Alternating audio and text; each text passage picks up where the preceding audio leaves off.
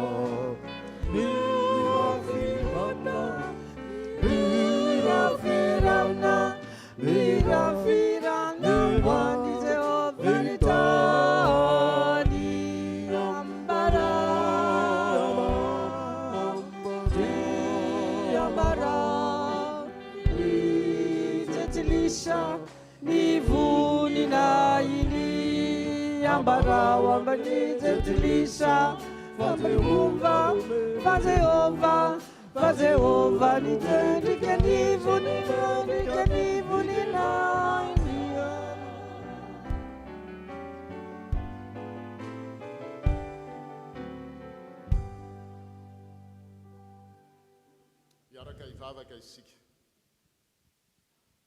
Tombandriamanitra io miteranao amin'ny fifaliana izay. Fa marina araka ny salamo izay niarahanay namaky teo. Fa marina mahitsy ary mahatoky ny teninao. Eny tokoa ny teny ianao dia nisy izao rehetra izao. Nandidy ianao dia tafatoetra ny zavatra rehetra. Tsy misy mihetsika raha tsy ianao no mampihetsika, ary tsy misy mitoetra raha tsy ianao no mampitoetra izany. Anio dia kenay tompo fa rehefa mandroso tokoa zany teninao izay namoronanao ny zavatra rehetra izany sy azonanao azy, dia tsy misy mahatohatra azy. Misaotra anao fa ny teninao manazava, ny teninao manarina sy manangana izay rehetra lavo eo amin'ny fiainanay. Ny teninao miantso anay koa, ary ny teninao afaka manova ny fonay. ny fovato ho tonga fonofo koa raiso ny fideranay tompo arak'izany hira efa nivetesinay teo zany raiso ny fankasitrahana zay atolotra ianao. Seigneur notre Dieu, nous te louons avec joie car ta parole est droite, ta parole est vraie et fidèle. Comme le psaume que nous venons d'entonner, lire ensemble, tu as parlé et le monde a existé. Tu as ordonné et les choses ont été établies. Alors, aujourd'hui encore, nous le reconnaissons. Comme ta parole avance, rien ne lui résiste. Merci parce que ta parole est claire, ta parole relève, ta parole appelle et ta parole transforme les cœurs. Oui, Seigneur, reçois notre louange et notre reconnaissance. Au nom de Jésus-Christ. Amen. Petraka ny fiangonana.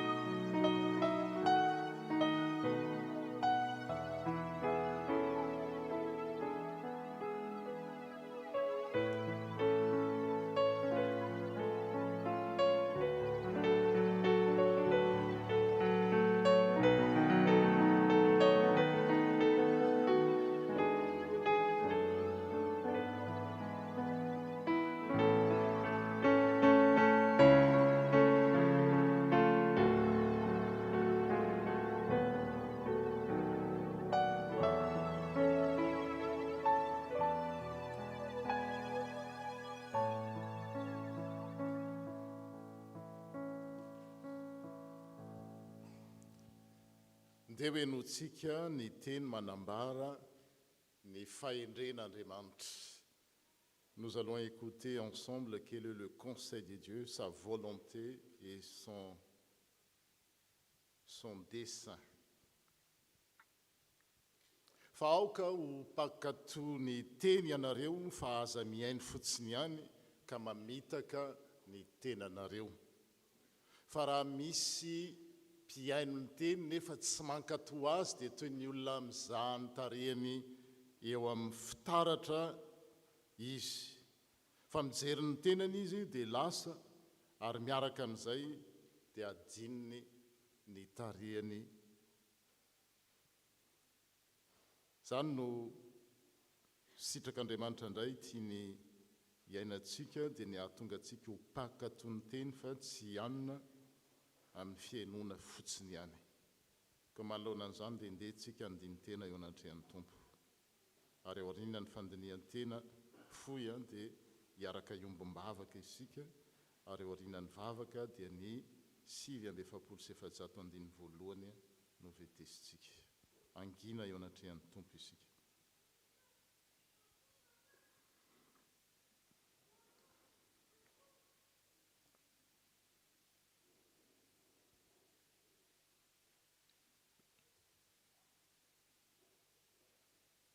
Tompo arak'izany sitraponao zany dia matetika izay no mihaino ny teninao, mamaky izany, mamakafaka mihitsy azy, nefa tsy mampiatra izany amin'ny fiainanay. Fantatray ny marina kanefa mora adinonay izany. Fantatray izay tokony atao sy tsy tokony atao kanefa na tsy ataonay izany na ataonay ihany. Ko ankehitriny mamindrafo aminay. Diovy ny fonay ary sokafo ny sainay ka homeo hery izay mba tsy ho mpiaino fotsiny ihany fa mba ho tena pakatozany teninao zany. Oui, Seigneur, souvent nous écoutons ta parole, mais nous ne la mettons pas en pratique dans nos vies. Nous voyons ce qui est juste et pourtant nous l'oublions si vite. Nous savons ce qu'il faudrait faire, mais nous ne le faisons pas toujours. Aie pitié de nous, Seigneur. Purifie nos cœurs, ouvre notre intelligence et donne-nous la force de ne pas être seulement des auditeurs, des auditrices, mais des hommes et des femmes qui obéissent à ta parole. Et surtout, la mettre en pratique. Au nom de Jésus-Christ, nous te prions. Amen.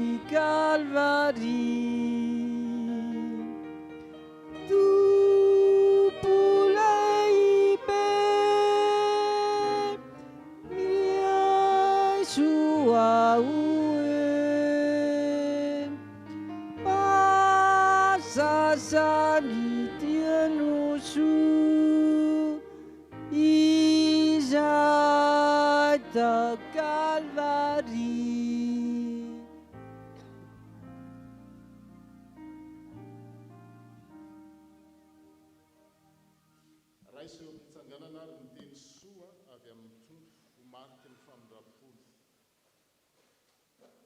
Hoy ny tompo izay mandreny teniko izy ka mino izay naniraka any manana fiainana mandrakizay ka tsy hoelohina. Fa toy ny ranonorana sy ny oram-panala milatsaka avy any an-danitra ka tsy miverina any raha tsy efa nahavotony tany ka nampaniry sy nahampavokatra mba hahatonga vo ho an'ny mpamafy sy anina ho an'ny mpihinana, dia ho tahaka izany ny teniko hoy ny tompo, ny teny izay alokan'ny vavako, tsy hiverina amiko foana izy, raha tsy efa mahatanteraka izay sitrako, ary ambinina amin'izay ampandehanako azy. Ko amin'ny anaran'Andriamanitra raisy zanaka ary fanahy masina no anambarana fa voavela ny elokareo, que tous ceux qui se repentent dans la foi reçoivent en Jésus-Christ l'assurance de leur pardon. Alléluia, miderani tompo.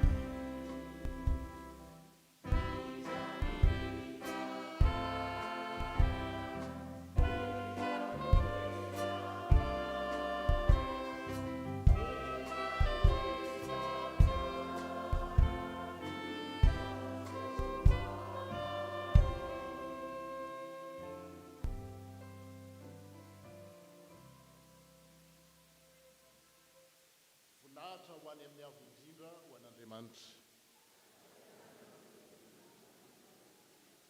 Petraka isika ary zao dia miroso amin'ny vakiteny 7:1 dia efa miroso etỳ alohana sady ny manana anjara vavaka sy ny vakiteny.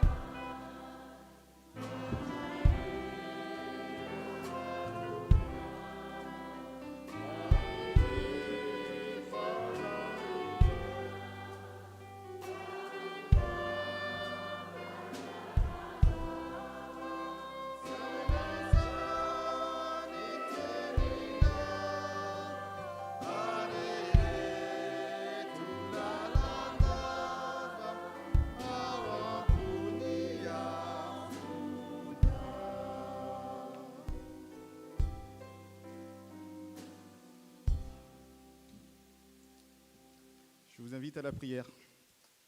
Nous prions. Seigneur, nous venons devant toi pour écouter ta parole. Comme il est dit dans les paroles de ce jour, que ta parole se propage de plus en plus. Nous prions pour que cela commence par chacun de nos cœurs et de nos esprits.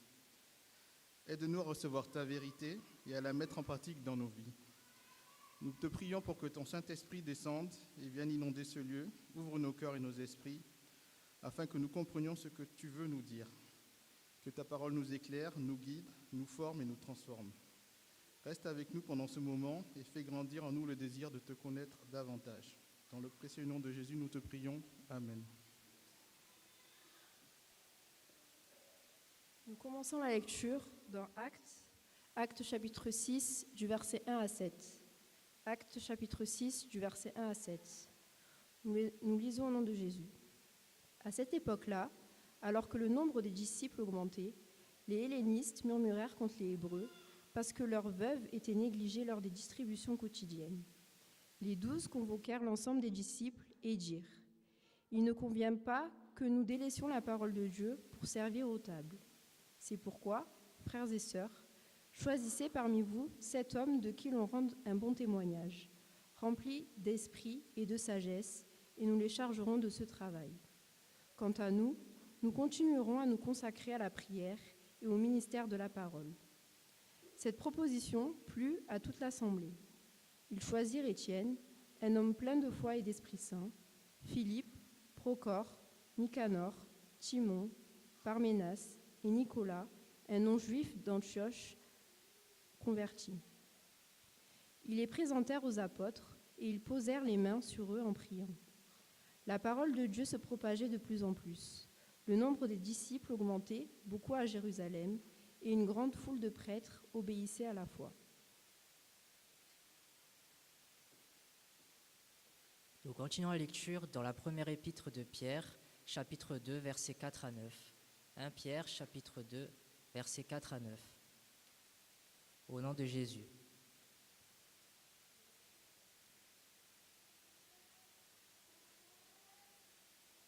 Approchez-vous de lui, pierre vivante, rejetée par les hommes, mais choisie et précieuse devant Dieu.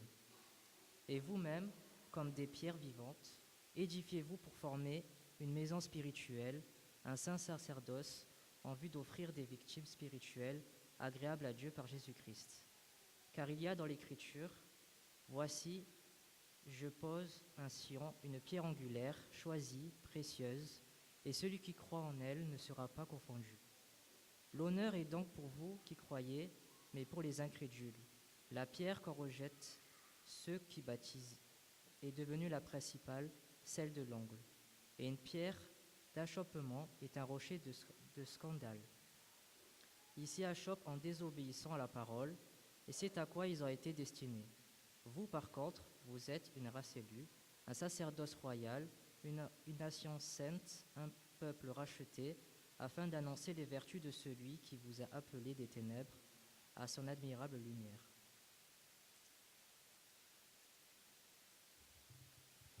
Dia mbola toizantsika famakina ny teny soratra masina. Izany dia hitantsika ao amin'ny Jaona jaona toko faefatra ambe folo andininy voalohany ka hatramin'ny faharoambe folo jaona toko faefatra ambe folo andininy voalohany ka hatramin'ny faharoambe folo ary efa hita dia vakitsika amin'ny anaran'ny tompo ny nampiononan'i jesosy ny fony mpianatra sy ny lazany amin'ny fahanao masina aza malahelo ny fonareo minohan'Andriamanitra ary minoha koa ao an-tranony ndraiky misy fitoerana maro raha tsy izany dia efa nilaza taminareo aho fa andeha hanamboatra fitoerana ho anareo aho ary raha andeha hamboatra fitoerana ho anareo aho dia ho avy indray ka handray anareo ho any amiko ka izay toerako no hitoeranareo koa ary fantatrareo koa ny lalana ho any amin'izay alehako hoy Tomasy taminy tompoko tsy fantatray izay alehanao ka ataonay ahoana no hafantatra ny lalana hoy Jesosy taminy izaho ny lalana sy fahamarinana ary fiainana tsy misy olona mankany amin'iray afa-tsy amin'ny alalako raha nafantatra ianareo dia ho nafantatra ny ray kokoa ary hatramin'izao dia mahafantatra azy ianareo satria efa nahita azy hoy Filipo taminy tompoko asehoy anay ny ray dia ampy anay izay hoy Jesosy taminy izay ely izay no efa nitoerako teto aminareo ka tsy mbola fantatrareo ihany va aho ry Filipo izay nahita ahy dia nahita ny ray ko ahoana no anaovanareo hoe asehoy anay ny ray tsy mino va ianao fa izaho eo amin'ny ray ary ny ray ato amiko ny teny izay lazaiko aminareo dia tsy avy amiko izay lazaiko izany fa ny ray mitoetra ato amiko na manao ny asa minoa ahy fa izaho ao amin'ny ray ary ny ray ato amiko fa raha tsy izany dia minoa ahy noho ny asa ihany aza lazaiko aminareo marina dia marina tokoa izay mino ahy ny asa ataoko no ataony koa ary anao asa lehibe noho izany azy izy satria izaho mankany amin'ny ray masino manamasinana amin'ny fahamarinana teninao ny fahamarinana amen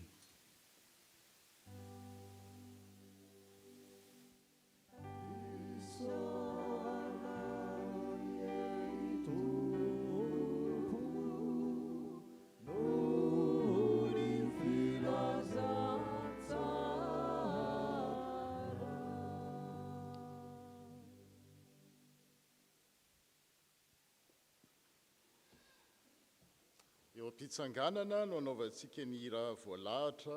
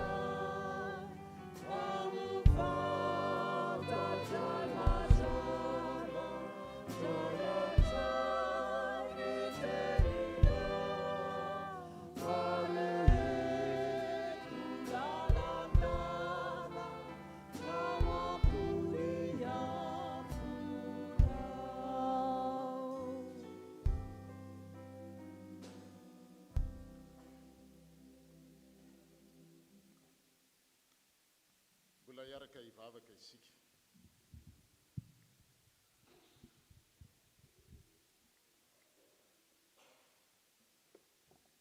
aza ela tokoa fa tongava rehefa naim-panazava mba izanay mandray ny teny ary tsisy anakana izany teny izany fa hitondra vokatra eo amin'ny fiainanay izay mandray azy.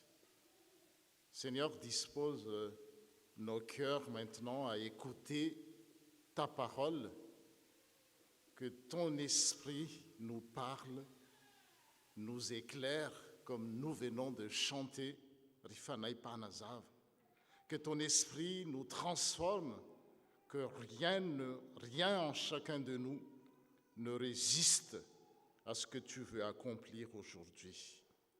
Au nom de Jésus. Amen. Petraksika.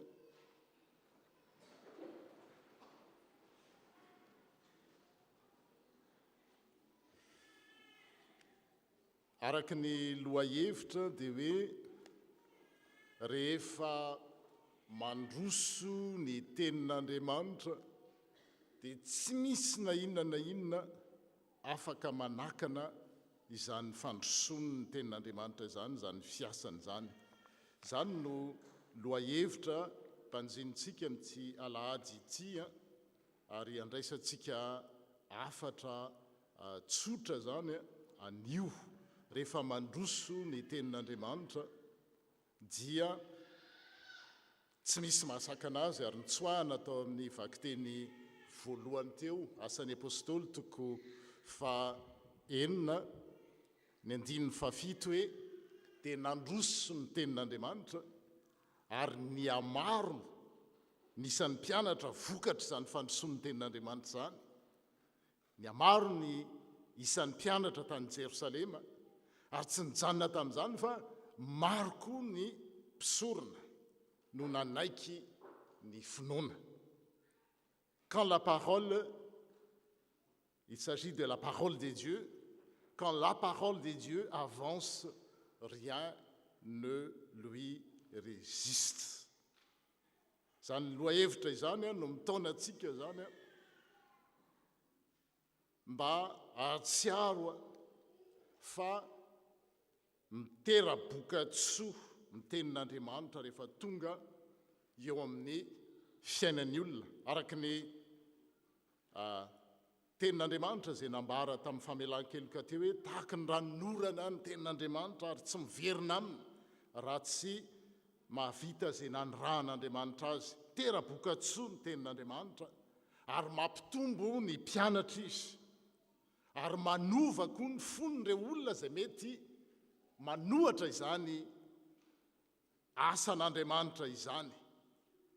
Ce thème nous invite à entrer dans une dynamique de foi en nous rappelant que la parole de Dieu produit du fruit, selon la parole de grâce que nous venons de lire, tirée dans Ésaïe 55.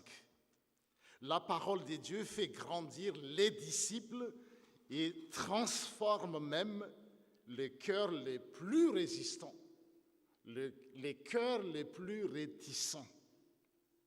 Et je voudrais ce matin retenir avec vous ces 3 vérités simples. La parole produit du fruit, il fait grandir les disciples et elle transforme les cœurs même de ceux qui sont résistants. Et c'est le texte qui nous affirme ça. Ao amin'ny Asan'ny Apôstôly 4:9-7 izay nivakina tamintsika teo, dia nanatsoahana izany teny izany, dia nandroso ny tenin'Andriamanitra, ary ny amaro tokoa ny mpianatra, nisan'ny mpianatra, ary maro tamin'ny mpisorona no nanaiky ny finoana. Dia ny zavatra manaitra avy hatrany dia izao, io tenin'Andriamanitra io dia 7 io zany tsy latsaka avy any an-danitra fotsiny tamin'izao, fa tao anatina toe-javatra izay nanahirana. Toe-javatra izay nanahirana hoy aho, satria raha vakitsika ny 1 amin'io Asan'ny Apôstôly 9 dia izao no zavatra voalaza ao. Asan'ny Apôstôly 9:1 zay efa nivakina tamintsika teo ihany. Tamin'izany andro izany, rehefa ny amaro ny isan'ny mpianatra, dia nisy fimonomonona ny helenista tamin'ny Hebreo, satria tsy mba voajery tamin'ny fanampiana isan'andro ny mpitondran-tenany. Comme j'ai dit en malagasy, ce qui est remarquable, c'est que ce verset n'arrive pas dans un contexte paisible, tout beau, tout feu, tout flamme. Il vient au contraire dans une situation tendue, dans une situation fragile, dans une situation délicate. Ao anatin'ny mpianatra izay nitombo ny isa, kanefa feno fimonomononana. C'est une église qui est victime de son succès, si on peut dire. La parole de Dieu progresse non pas parce qu'il n'y a pas de difficultés, mais au milieu même des difficultés. Nisy fimonomononana teo amin'ireo helénista tamin'ny hébreo. Azavay kely ny helénista ny jiosy eto zany dia mbola tsy reo jiosy dia misy jiosy avy amin'ny atao hoe le makany anindran-tany zany na makany amin'ny tany mielipatratra eran-tany antsoina hoe diaspora. Ka tamin'izany fotoana izany ny teny nampiasaina satria zanatany romanina izy a dia no volavolainy koa ny filozofia grika dia ny teny nampiasaina tamin'izany a dia ny teny grika ka reo jiosy ireo rehefa mandeha any a mielipatrana any a dia tsy hebreo intsony ny teny reny intsony no ampiasaina fa ny teny pirenena zay namolavola tamin'izany dia ny grika. Ohatrany hoe amintsika zao zany a rehefa ny malagasy ny akamaroantsika rehefa miteny dia miteny amin'ny teny malagasy, fa misy koa ohatran'ireo zanakitsika na ny vahiny a miteny amin'ny teny frantsay. Dia toy izany reto hoe le heléniste zany, heléniste dia reo miteny, reo jiosy miteny grika. Dia reo hébreo moa izy efa hébreo a dia teny hébreo a no ampiasany. Ka zay vondrona anankiroa zay a no nandrafitra ny fiangonana zany. Dia rehefa misy vondrona anankiroa dia nahatsiaro zany reo jiosy efa tonga kristianina fa miteny grika reo hoe ohatrany natao atsirambina ireo mpitondra tena avy ao amin'ny zareo. Zay le izy dia ndray andro le izy azony efina ihany, 2 andro azony ekena ihany, fa rehefa atao tsinotsinona ary eo arakaraka tsoratra masina zany hoe reny mpitondra teny reny tena tamin'izany mbola tsisy an'ilay atao hoe assurance veuvage, fa tena fadiranovana zany dia mba nalahelo zareo hoe tena tsy rariny zao zavatra atao amin'ny mpitondra tena eto aminay zany. Zay ny zaza voalaza teo zany. Ces hellénistes sont ce qu'on appelle les juifs de la diaspora, c'est-à-dire dispersés dans tout l'Empire romain, et leur langue maternelle n'était pas l'hébreu ni l'araméen, c'est les langues que Jésus parlait, mais le grec, car à l'époque c'était la langue commune dans tout le bassin méditerranéen. Dia nisy an'izay fimonomononana ny heléniste tamin'ny hébreu zay satria tsy mba voajery tamin'ny fanampiana ny mpitondra tenany. Zay no zavatra hitatsika teo zany. Le nombre des disciples augmentait. Et c'est une bonne nouvelle. Il y a de la croissance numérique. L'Église grandit. Dieu agit. Des vies sont touchées, des vies sont transformées. Mais tout de suite après, un problème apparaît. Il y a des murmures, des tensions entre ces deux groupes. Il y a des plaintes. Certaines veuves sont négligées dans leur service, dans le service quotidien. Et cela veut dire une chose très importante. La croissance ne supprime pas les problèmes. La croissance ne supprime pas automatiquement les problèmes. Parfois même, elle les révèle. Tsy hoe rehefa mitombo zany arakaraka ny tombona io a ohatrany hoe fiangonantsika zao a tambola le taloha tany Grigniance tany Aix dia nanany olana izy, fa rehefa tonga eto tsika dia hoe tsisy olana intsony fa arakaraka ny tombony eny vao mainka itombon'ny olana. Ohatran'le olona mitaiza ihany enfant petit problème, grand c'est grand problème. Dia ohatran'izay zany le zavatra niseho teto. Quand une église grandit, de nouveaux besoins apparaissent, des fragilités deviennent visibles, des tensions qui étaient cachées remontent à la surface. Misahatra tsy eritreretinao mihitsy fa mirefitra avy any izy taizy zany no niseho dia ohatran'izany ny zavatra ny teo. Et l'église des premiers temps, l'église primitive, n'était donc pas une église parfaite, c'était une église vivante, mais une église qui devait apprendre à traverser les tensions.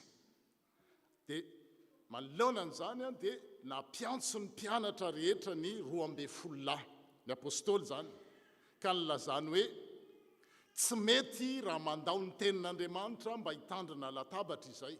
Le latabatra resahany eto diso le fandraisana hoe fanasan-tompo fa tena hoe resaka sosial ohatran'le ataontsika reny hoe banque alimentaire, misy olona vehivavy sahirana teto amin'le tantara dia omena sakafo. Zay le izy zany fa niraisina taty aoriana dia hoe le latabatra ety no resahany eo le hoe fanasan'ny tompo.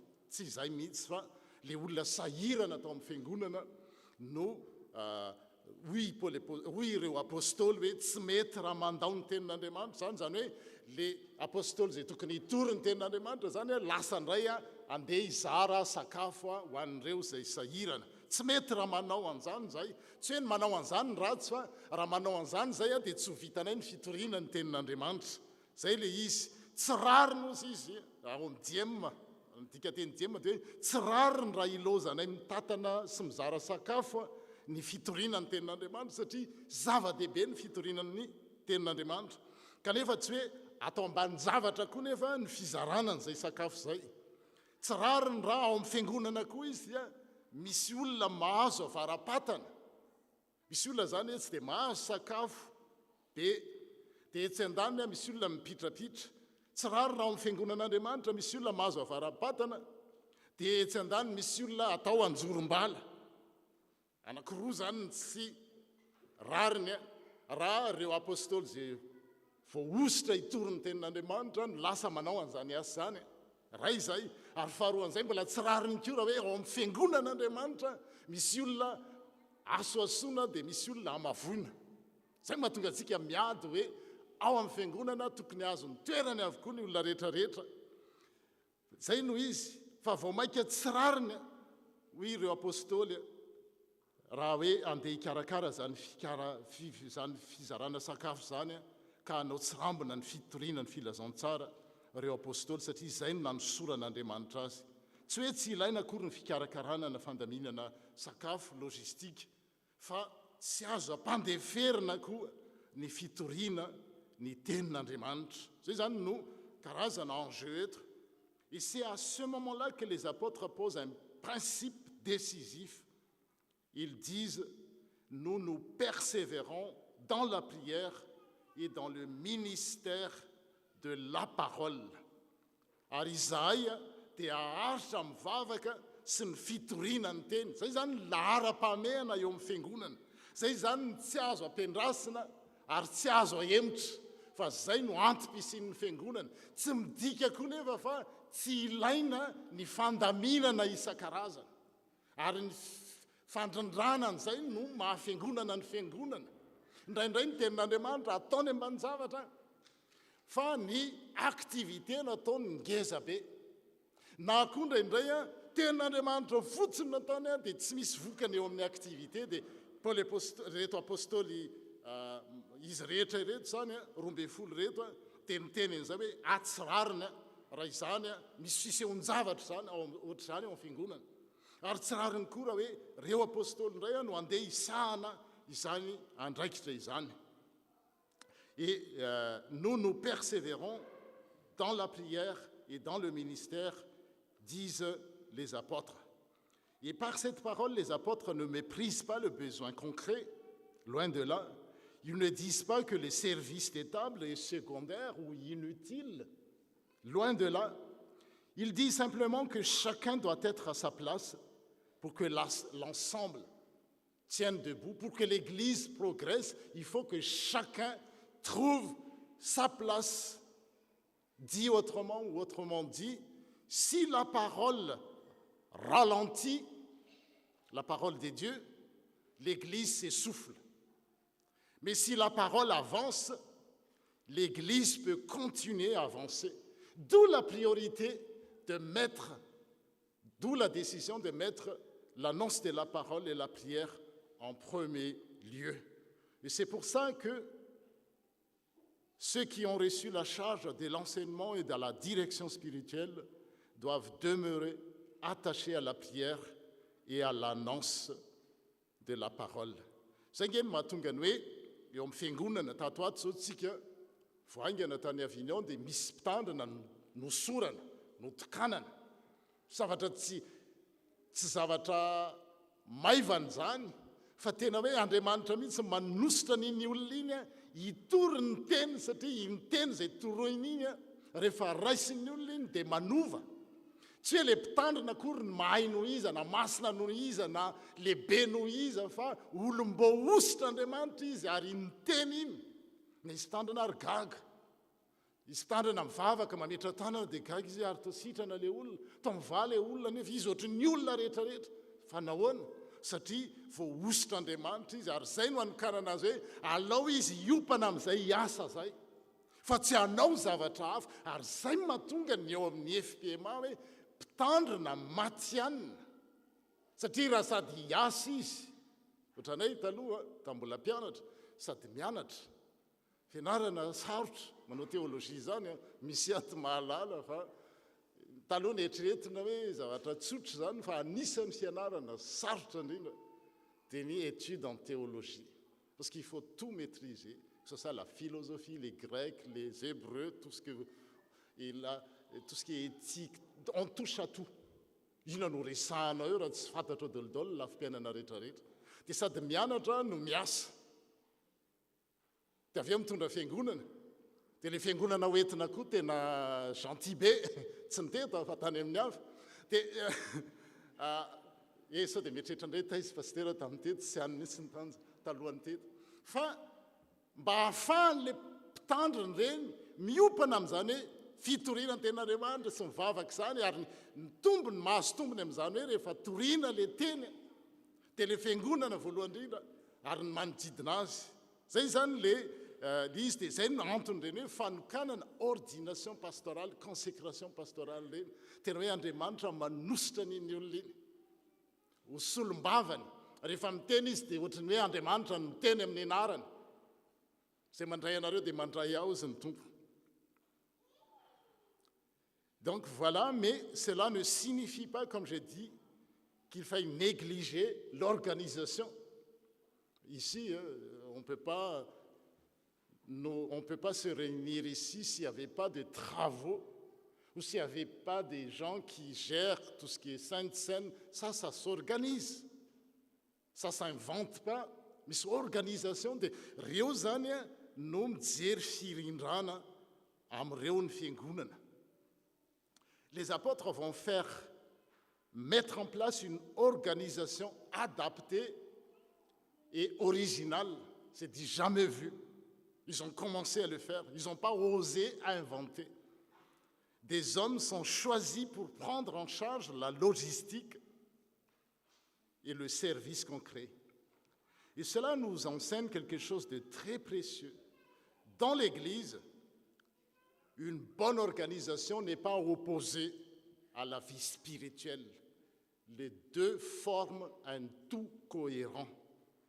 La bonne organisation est au service de l'annonce de la parole et jamais l'inverse.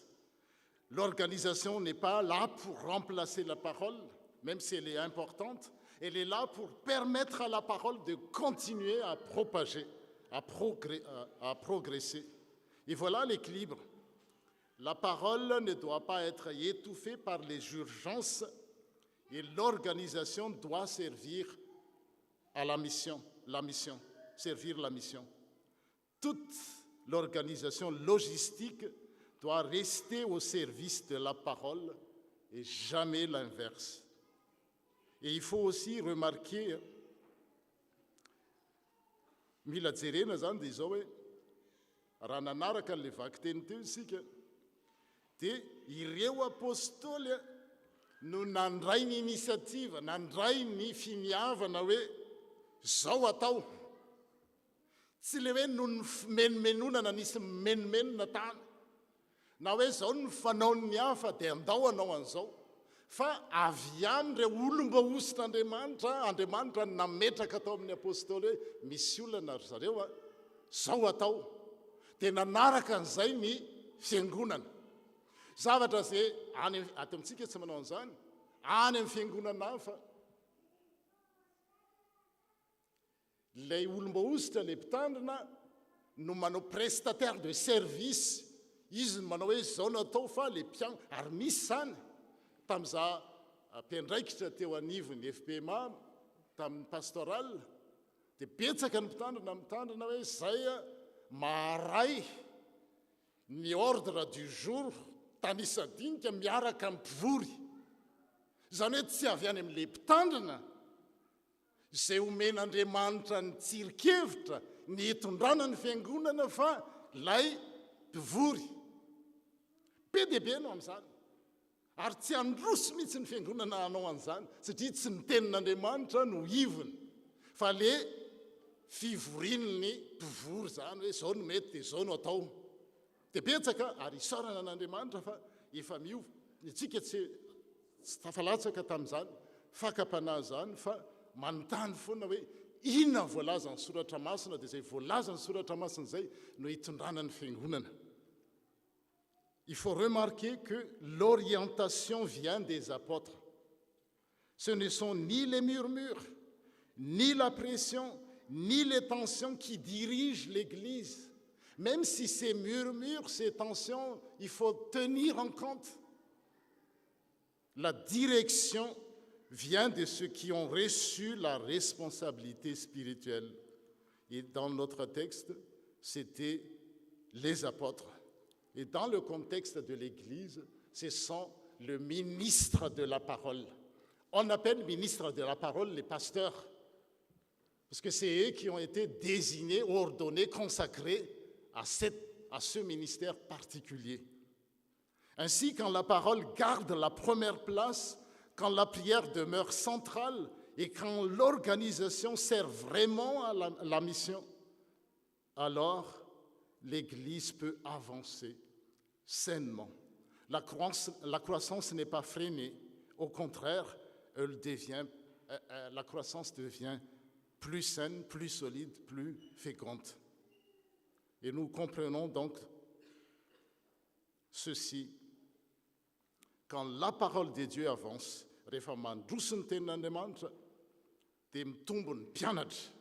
les disciples se multiplient. Non pas dans un monde idéal, mais dans une église qui apprend à mettre chaque chose à sa juste place. Et cela nous conduit au deuxième point, car le texte ne parle pas seulement d'un grand nombre,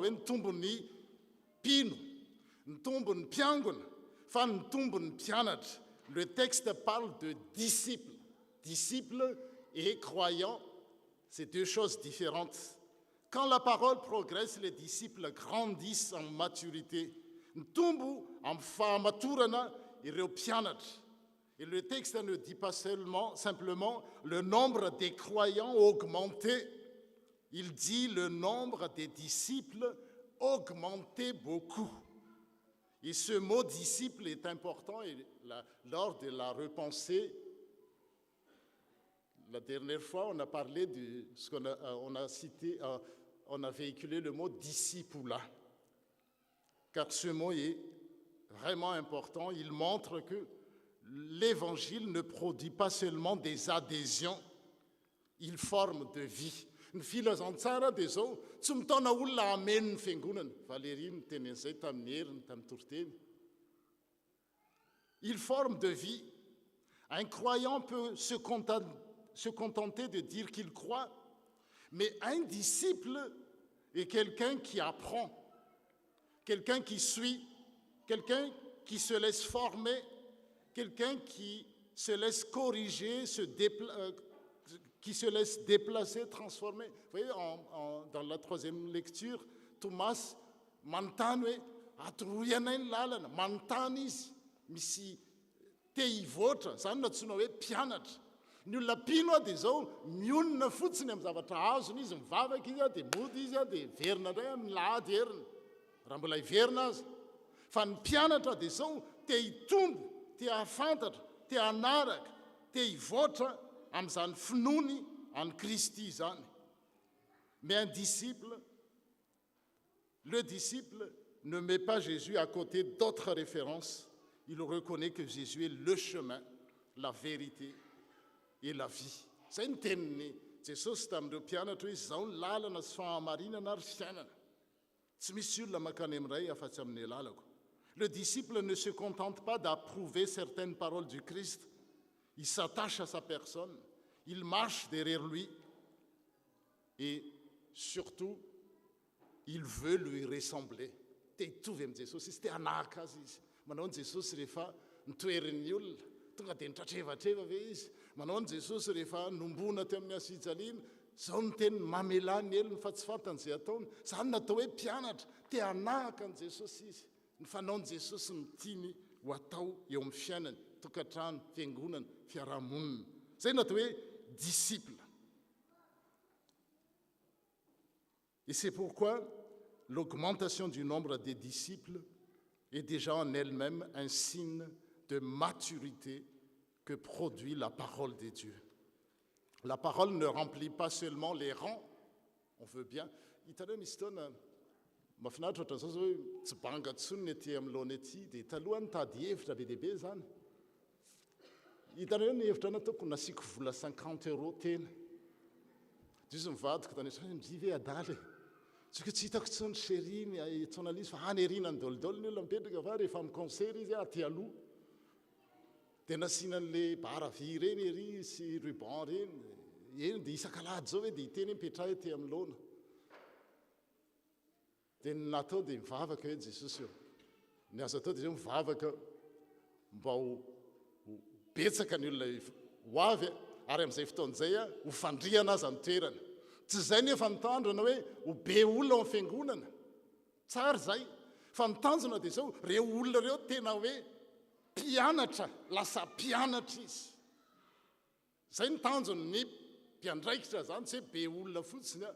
On est plein à craquer miditra indroa fa telo fa efatra.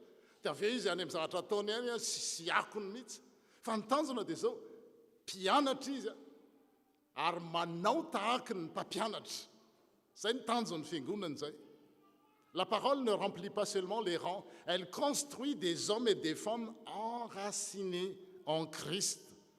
Et cela se voit concrètement dans le récit rehefa jerentsika nivaky teny teo dia zao nahitana an'izany dia lasa endry matotra ireo mpianatra ireo satria afaka ny fidy mpiandraikitra avec discernement. Ary l'Assemblée devient capable de discerner, de choisir des responsables. Choisir des responsables, mais pas élire de responsables. Si nous retenons les textes, les mots utilisés, c'est le mot utilisé, c'est pas élection. Élection, c'est alainy ihany dia avotitra ihany. Fa là, c'est un choix. Episkeptomai. Action de visiter quand Dieu visite son peuple, manana hauteur de vue, jeter le regard sur. C'est une fidianana, les houles, parce que rigrika, ridiusia, des enifidiananas, c'est notre mature, les belles. Lasa mpianatra ireo fa tsy le mpanaraka fotsiny hoe zao natao hoe dia zany no izy fa ireo nanana fahaiza manavaka nanana discernement izy. Raha eo amin'ny asan'ny apôstôly 10:4 raha nifidy an'ny Matiasy an'olany Jodasy izy ireo dia tamin'izany nampiasana satria mbola tsy tonga amin'ny fanamasina dia hoe le teny élection eklégomai fidiny izy lelany Matiasy fa i Barsabasy tsy lany. Mbola tsy tonga amin'ny fanamasina. Asan'ny apôstôly 10:4 zany. Fa eto dia zao action de choisir, action de visiter, jeter le regard sur. Dit autrement, la parole a déjà formé chez eux une certaine maturité spirituelle. Ils ne sont pas simplement des consommateurs de vie religieuse. Ils deviennent capables de participation, de discernement, de responsabilité. Et cela nous rappelle aussi qu'un disciple mûr n'est pas quelqu'un qui entretient les conflits ou qui devient lui-même source de conflits, source de division. Bien sûr, des tensions peuvent exister, mais un disciple mûr cherche à traverser les tensions de manière juste, humble et constructive. Dia raha mandinika an'izany tsika dia ho hitantsika eo amin'ny vakiteny faharoa teo amin'ny Petera voalohany toko faharoa andininy fahadimy izay manome sary mahafinaritra mihitsy fa oharin'ny Petera amin'ny rafitra trano ny fiangonana. Amin'ny soratra masina dia ny fiangonana na atao hoe tenan'i Kristy, na atao hoe voaloboka, izao ny voaloboka ianareo ny sampany, na ataony hoe ondry, izao ny mpiandrondry fa ianareo ny ondry. Fa eto indray Petera dia manohatra ny fiangonana ho tahaka ny trano arafitra anankiray. Ianareo koa dia atsangana tahaka ny vato velona ho trano ara-panahy.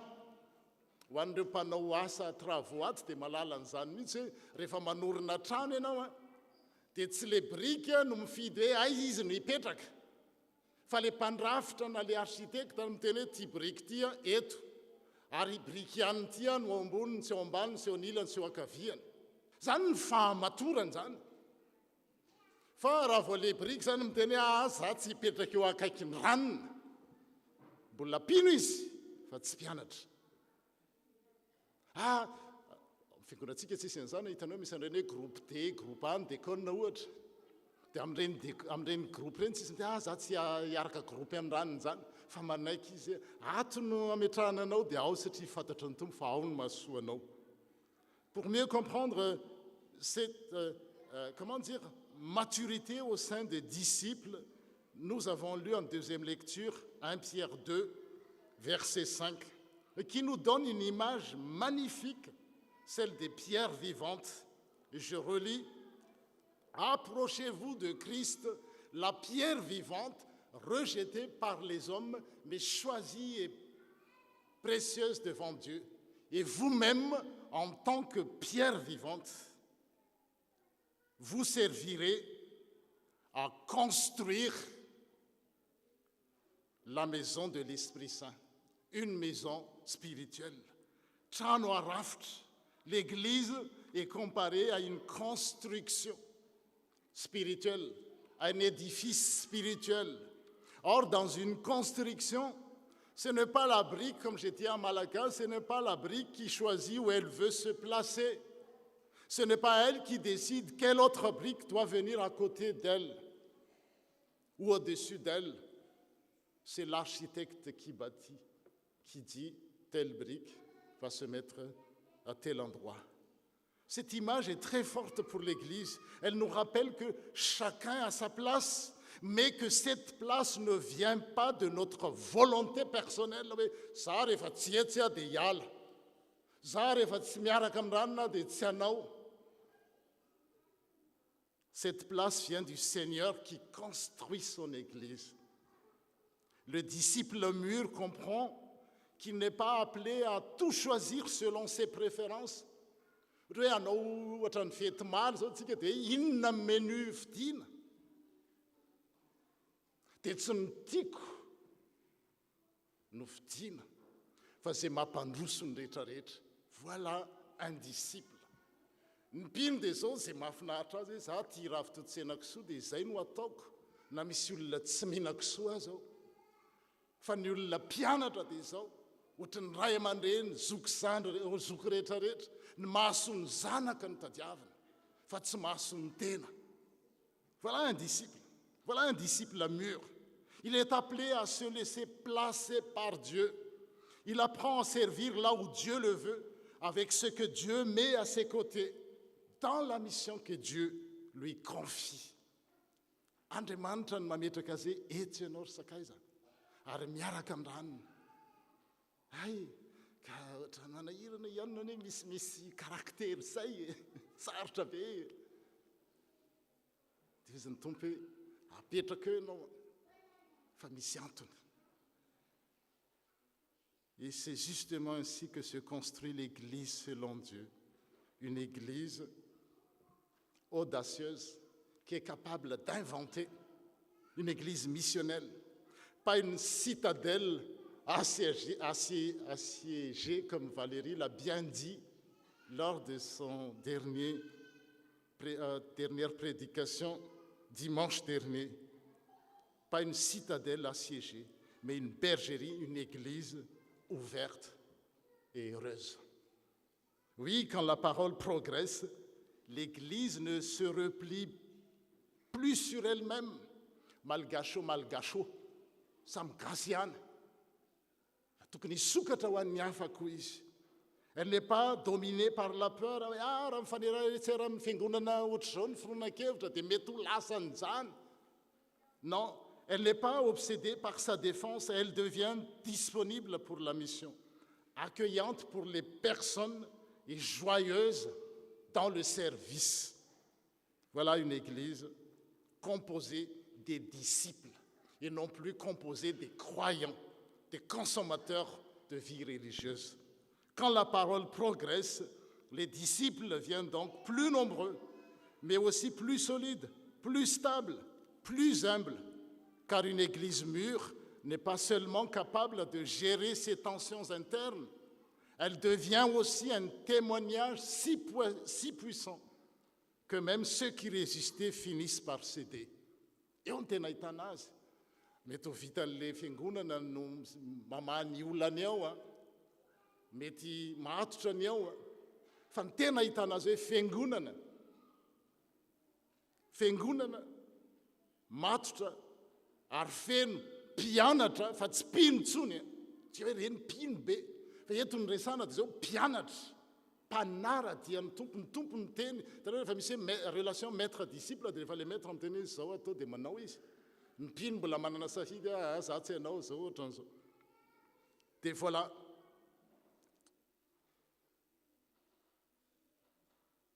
rehefa feno mpianatra ohatran'izany amin'ny fiangonana dia mahatarika ny any velana ary eny fa na ireo zay nanentsika aza toy ny mpisorona dia lasa nino nanaraka ny finoana. Zay le voalaza ary nataontsika loha hevitra teo hoe dia nandroso ny tenin'Andriamanitra ary ny hamaro koa ny isan'ny mpianatra tany Jerosalema dia tsy nijanona tamin'izay fa maro tamin'ny mpisorona koa no nanaiky ny finoana. Maro tamin'ny mpisorona nefa ireo mpisorona ireo a tsy ampy ny fotoana fa raha jerentsika ao amin'ny asan'ny apôstôly toko faefatra ao dia izao tezitra sy vinitra izy ireo a na eno an'reto apôstôly reto a nitory an'izany Jesosy nitsangana amin'ny maty zany. Les prêtres sont irrités de voir les apôtres annoncer le Christ ressuscité. Ça, c'est ce qu'on a vu dans Acte 4. Il leur est interdit de parler au nom de Jésus. Tsy mahazo mitory an'izany Jesosy antsononareo. Le grand prêtre, Acte 5, et ceux qui l'entourent sont remplis de jalousie et font arrêter les disciples. Fakiko amin'ny teny malagasy raha mbola niteny tamin'ny vahoaka izy roa lahy ny mpianatra zany dia indreo tonga teo amin'ny mpisorona sy ny lehibe ny mpiambina ny tempoly. Sosotra mantsy izy ireo no nampianaran'ny apôstôly ny vahoaka sy ny nitoriany tamin'ny alalan'i Jesosy ny fitsanganana amin'ny maty. Dia nisambotra azy ireo izy ka napiditra azy tany an-tranomaizina mandra-paharaina ny andro. Dia niantso azy ireo ka nandrara azy tsy hiteny na mpianatra amin'ny anarany zany Jesosy izany ntsony. Asan'ny apôstôly toko 5:7 mbola manamafy an'izany ary nitsangana mpisorona be mba minamany rehetra fa feno fialonana izy dia nisambotra ny apôstôly ka napiditra azy amponja. Zay ny mpisorona fa zao rehefa mandroso ny tenin'Andriamanitra tsy mitombo ihany ny mpianatra tsy mematotra ihany ny fiangonana fa na ny olona manentsika ny fiangonana aza lasa mino. Zay le izy eto ary dia nandroso ny tenin'Andriamanitra ka maro tamin'ny mpisorona koa no nanaiky ny finoana. Voilà le message. Ces prêtres mentionnés dans Acte 6-7 que je viens de lire ne sont pas des gens neutres. Ils appartiennent à un milieu qui a résisté à l'Évangile. Et pourtant, le texte nous dit qu'une grande foule d'entre eux obéissaient à la foi. Quelle expression forte! Il ne dit pas simplement qu'ils étaient intéressés, que ces prêtres étaient intéressés. Il ne dit pas simplement qu'ils étaient touchés. Il dit qu'ils obéissaient à la foi. Ce sont des futurs disciples de Rio de Favio. C'est magnifique. Cela veut dire que la parole de Dieu peut atteindre même ceux qui semblaient fermés. Elle peut toucher même ceux qui résistaient. Elle peut transformer même ceux qui combattaient l'Évangile. Et voilà pourquoi nous ne devons jamais désespérer.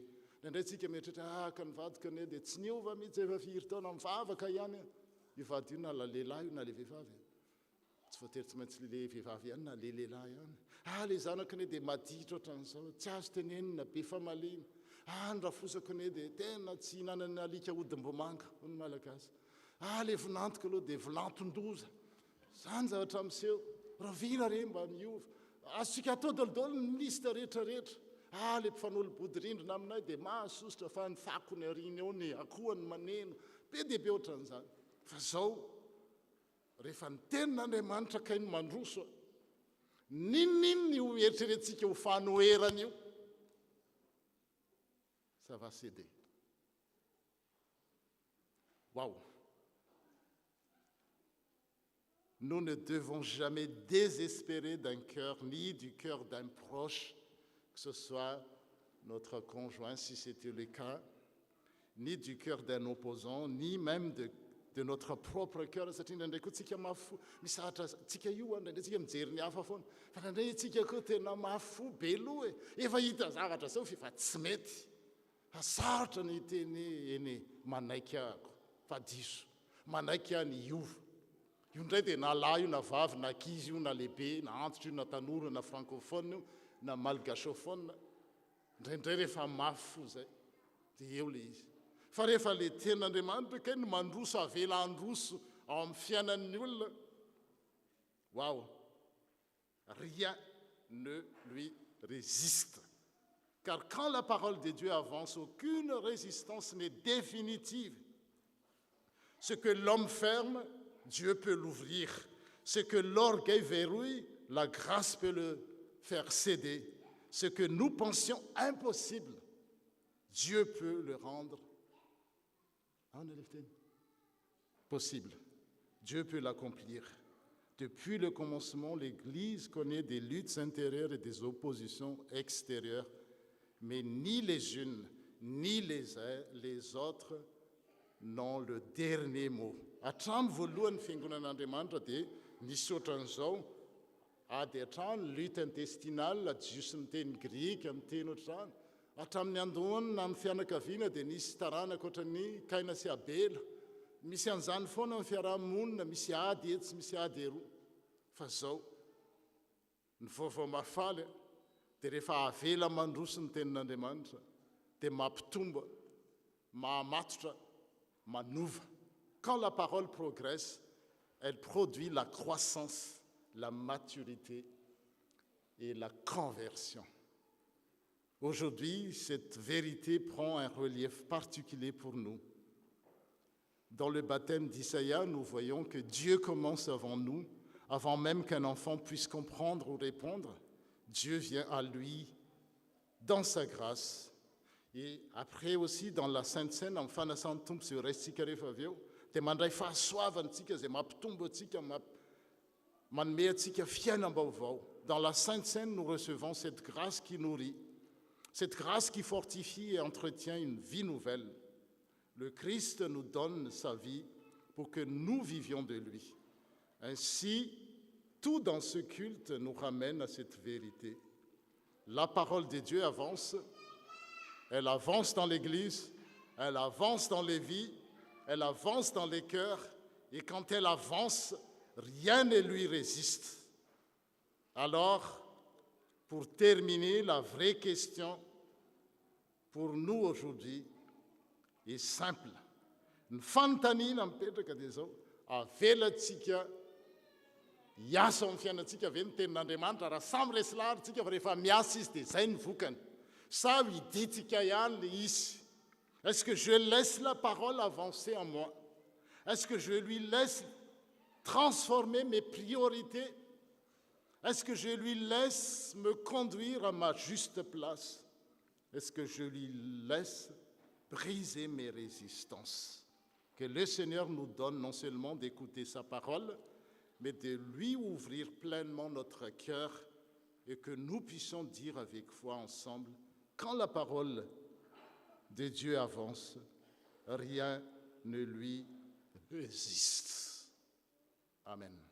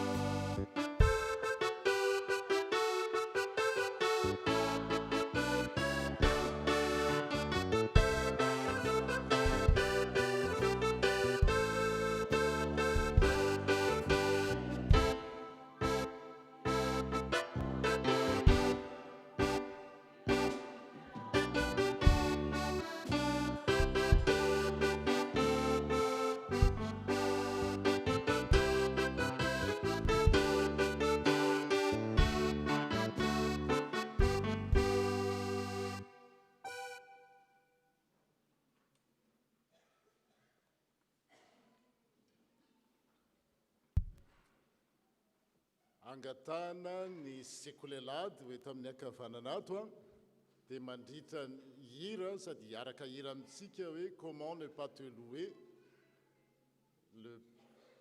dia ny fianakaviana manolotra ny zanany ambatisa avy ato amin'ny ankavia ato a miaraka amin'ireo zaza. Donc tous les enfants sont invités à chanter avec nous à droite comment ne pas te louer.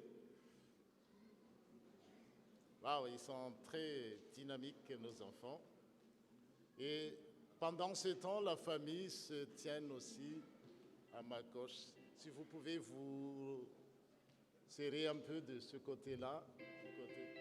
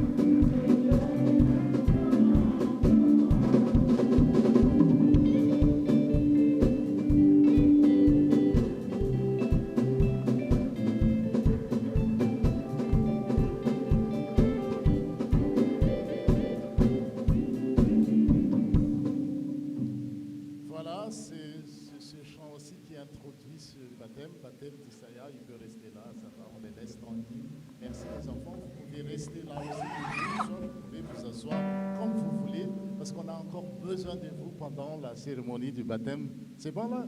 On peut faire ce deal-là, les enfants? Avec les monitrices aussi, les moniteurs. On peut rester là, vous pouvez rester là. Nous sommes vraiment ravis d'accueillir la famille de David et Nian pour le baptême d'Issaïa. Tu es bien intégré là au groupe, c'est un signe. Je vais vous rappeler les textes qui instituent les baptêmes qu'on a aussi discuté ensemble avec les parents, qui remontent en fait à Abraham dans Genèse 17. Dieu dit à Abraham, je vais faire alliance avec toi, avec tes enfants et les enfants de leurs enfants. C'est pour ça qu'il y a beaucoup d'enfants ici, et surtout dans notre Église, parce qu'on est membre de cette alliance de grâce. De génération en génération, cette alliance de grâce durera toujours. Ainsi, je serai ton Dieu, je serai le Dieu de tous qui naîtront de toi. Et Dieu dit encore à Abraham, toi, tes enfants et les enfants de leurs enfants, de génération en génération, vous respecterez mon alliance. Et voici le commandement que je vous donne à toi, à tes enfants et aux enfants de leurs enfants. Tous les garçons devront être circoncis. Votre circoncis sera le signe, votre circoncision sera le signe de l'alliance entre moi et vous. Là, ça a été dans l'Ancien Testament et pendant longtemps, le signe de cette alliance a été la circoncision. Et quand Jésus arrive, voilà ce qu'il a dit aux disciples avant qu'il a quitté la terre. Tout pouvoir m'a été donné au ciel et sur la terre. Allez donc toutes les nations, faites les disciples, terme que nous avons insisté aujourd'hui, c'est faire des disciples, non seulement des croyants, consommateurs de foi et de vie religieuse, mais des disciples capables de discerner, d'avancer, de questionner, de se poser des questions et capables de se remettre en question aussi quand on a tort. Les baptisant au nom du Père et du Fils et du Saint-Esprit, leur apprenant à garder tout ce que je vous ai prescrit. Et moi, je suis avec vous tous les jours jusqu'à la fin des temps, dit Jésus. Et les apôtres, au jour de la Pentecôte, continuent cette progression. Convertissez-vous, que chacun de vous reçoive le baptême au nom de Jésus-Christ pour le pardon de ses péchés et vous recevrez le don du Saint-Esprit. Et encore une fois, l'apôtre dit, car c'est à vous qu'est destinée la promesse que Dieu a faite à Abraham il y a des millénaires auparavant, et à vos enfants ainsi qu'à tous ceux qui sont au loin, aussi nombreux que le Seigneur notre Dieu les appellera. Et l'apôtre Paul conclut, c'est dans le Christ que vous avez été circoncis. Cette circoncision, ce n'est pas la main d'un homme qui l'a faite, elle vient du Christ et par là, il a enlevé ce qui vous entraînait au mal. Et par le baptême, vous avez été mis dans la tombe avec le Christ, mais avec lui, vous avez été réveillés de la mort. En effet, vous avez cru dans la puissance de Dieu qui a réveillé le Christ de la mort. Et vous verrez ces textes, vous voyez ces textes-là montrent bien à deux époques différentes l'alliance qui reste éternelle, mais les signes de cette alliance a changé de la circoncision à un baptême qui, même les enfants aussi, peuvent bénéficier, entrer dans cette alliance. Donc, pour conclure, notre vie ne se déroule pas dans la seule dimension humaine. Notre existence est précédée et accompagnée d'un amour dont nous vivons avant même de le savoir, d'où cette cérémonie du baptême qui montre, qui atteste aussi que Isaïe est objet et sujet de cette grâce qui est promise depuis avant même sa naissance. Et cet amour dévoilé et concrétisé en Jésus-Christ, dont le baptême en est le signe, c'est-à-dire sa mort et sa résurrection. Deuxième point, le baptême est aussi un engagement. Nous voulons vivre pour Dieu et pour les autres cette vie que Dieu nous donne. Et nous voulons organiser notre vie selon la parole de Dieu et tous les conseils de Dieu. Et prendre acte de ce constat, le constat que l'amour de Dieu nous devance, et souscrire à cet engagement, c'est comme passer de la mort à la vie. Donc, parents, marraines, parrains, vous avez dorénavant une responsabilité devant Dieu. Aider à constater l'amour de Dieu en Jésus-Christ et à prendre l'engagement d'une vie selon la parole de Dieu et le vouloir ou la volonté de Dieu. Donc je m'adresse à vous. Vous avez demandé le baptême d'Isaïe pour répondre à l'amour de Dieu qui reçoit votre enfant dans son alliance. Par votre exemple, par votre appui, par vos prières, vous le soutiendrez pour qu'il puisse dire lui-même oui à son baptême. Alors je vous demande à vous, parents, parrains, marraines, voulez-vous être pour Isaïe, ces témoins du Christ ressuscité, ces compagnons de route qui le conduisent sur le chemin de la foi? Si telle est votre réponse, vous pouvez répondre par oui, nous le voulons.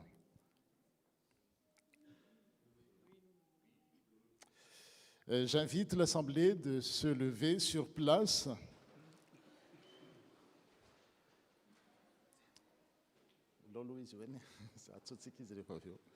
Ça, c'est bon, comme vous voulez.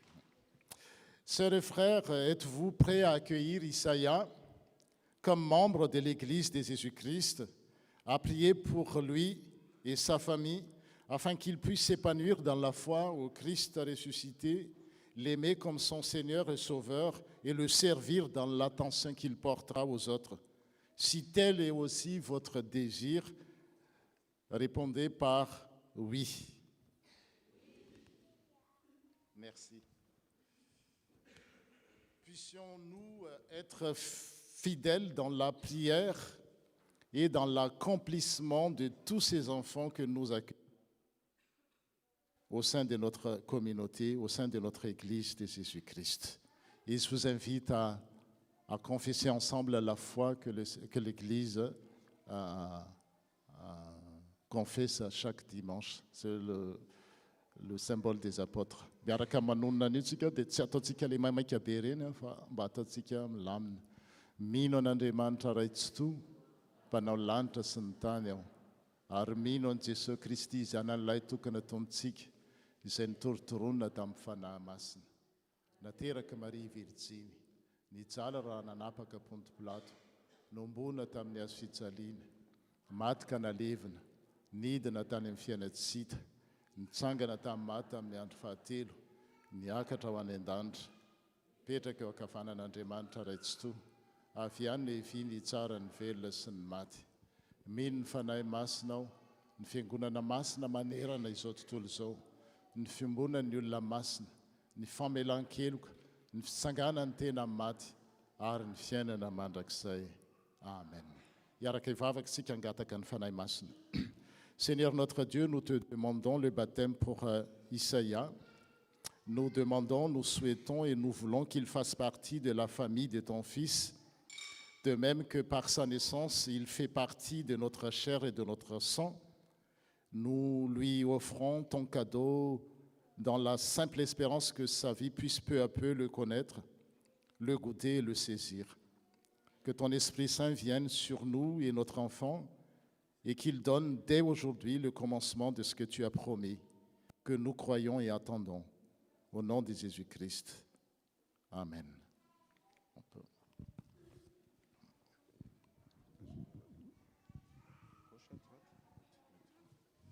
Isaïa, dans la foi que nous avons confessée, je te baptise au nom du Père et du Fils et du Saint-Esprit. Que le Seigneur soit avec toi aujourd'hui et à jamais. Et aussi avec les parents, avec toute la famille. Et ce baptême rappelle que l'amour de Dieu nous défense. Il nous aime d'un amour que, voilà, Dieu nous a aimés d'un amour où l'amour ne peut plus se dépasser.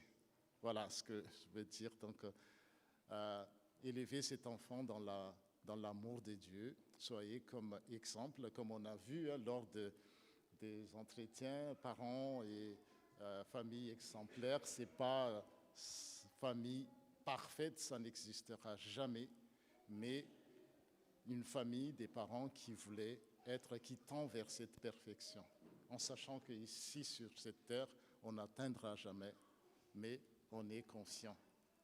Merci. De rien, Isaïa, que le Seigneur soit avec toi.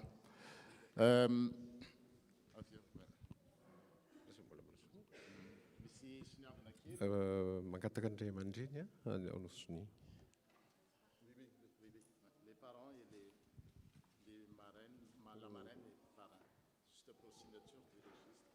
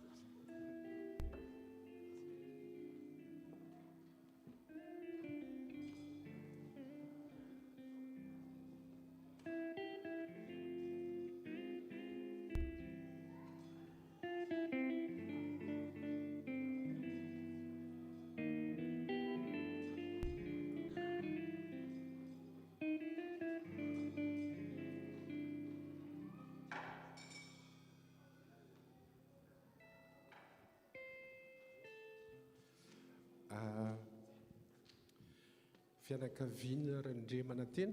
Zay moa. Fifaliana ny fiangonana no miarahaba anareo. Félicitations à Isaïa pour ce baptême, c'est un grand jour pour lui.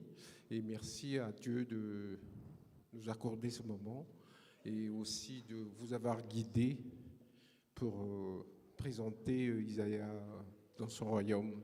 L'Église est très heureuse de l'accueillir et vous serez tous les bienvenus. Et merci aussi à toute la famille d'avoir accompagné le petit. Et voilà. Et que Dieu vous bénisse. Et en marque de cette cérémonie, donc voilà le certificat et un petit cadeau pour toi. Voilà. Merci beaucoup. Et merci aussi à tous les enfants du Secoulade. Ouais, merci. Vous resterez encore là, les enfants. Chers parents, chers parrains, pardon. Par son baptême, Isaïa sera chez lui dans cette église, dans cette communauté chrétienne. Aucune contrainte ne le retiendra dans cette église. Et si jamais un jour il venait en s'en séparer, sa place, il resterait toujours marqué. Valable aussi pour tout le monde.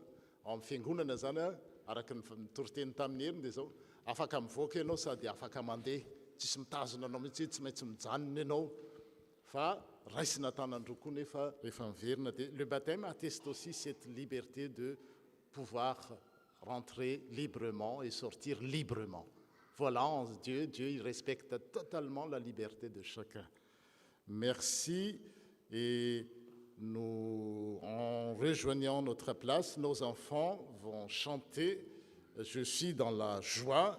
Et c'est pendant ça aussi qu'il y a l'offrande qu'on peut faire, l'offrande de baptême. Voilà.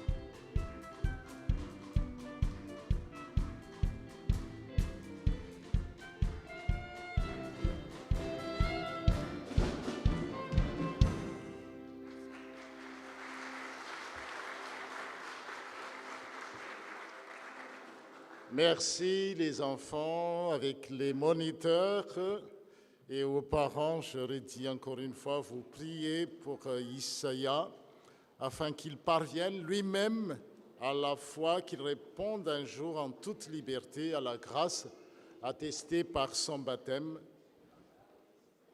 et qu'il prenne part à la Sainte Seine quand il peut, mais pour prendre à part la Sainte Seine, il faut passer par le stade du séculéade, des Tanours, catéchumènes. C'est là votre vocation et qu'elle soit aussi votre joie. Tout le choix de ce chant, je suis dans la joie. Zao dia miroso amin'ny fanasan'ny tompo isika, miroso avy hatrany satria ny fotoana koa tsy miandry antsika dia ny hira voalahatra no atao amin'izany.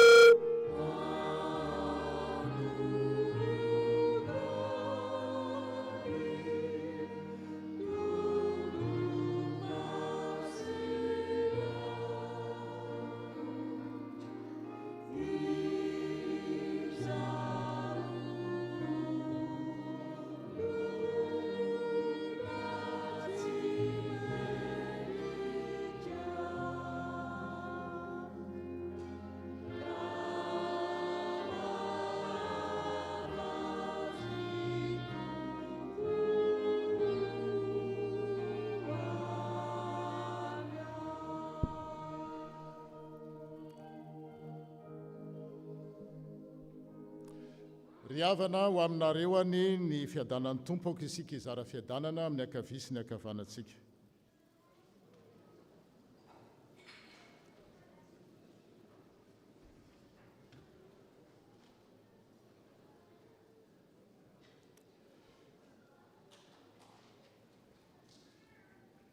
Ry havana asan-drato ny fonareo ao amin'ny tompo.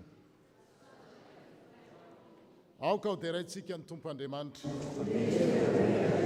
Tokoa rahay masina Andriamanitra mandrakizay mahefa ny zavatra rehetra, mety sy mahavonjy ny isaoranay ianao amin'ny fotoana rehetra sy amin'ny toerana rehetra, amin'ny alalan'i Jesosy Kristy tomponay izay nanolo tena hamonjy anay, amin'ny alalany koa ny ideran'ny anjely ny fiandiananao sy itsaoan'ny fanafahana rehetranao amin'ny tahotra, ary iarahan'ny fiangonana any an-danitra sy etỳ an-tany ny derany anaranao amin'ny fiompiana. Izay koa ankehitriny dia miara-manandratra ny feonay amin'izy ireo ka amin'ny fanajana lehibe no iranay hoe dia raina ianao riray.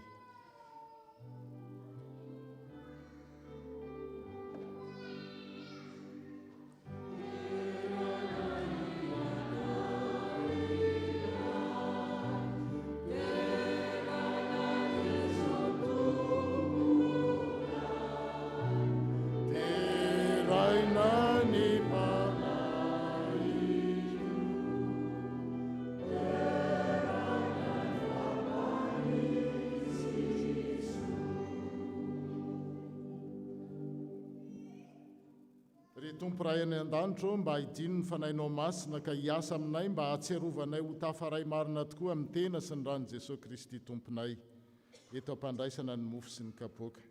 mitalao aminao zay andriamanitra tsy to engane samy hofenonao ny fanahy masina ka hoenika ny fahasoavana sy ny fitahianao amin'i Jesosy Kristy mpamonjy anay amin'ny anarany sy amin'ny alalany dia ho anao Andriamanitra raitsy to ao amin'ny mandrakizay ny dera sy ny voninahitra hatramin'izao ka ho mandrakizay amen.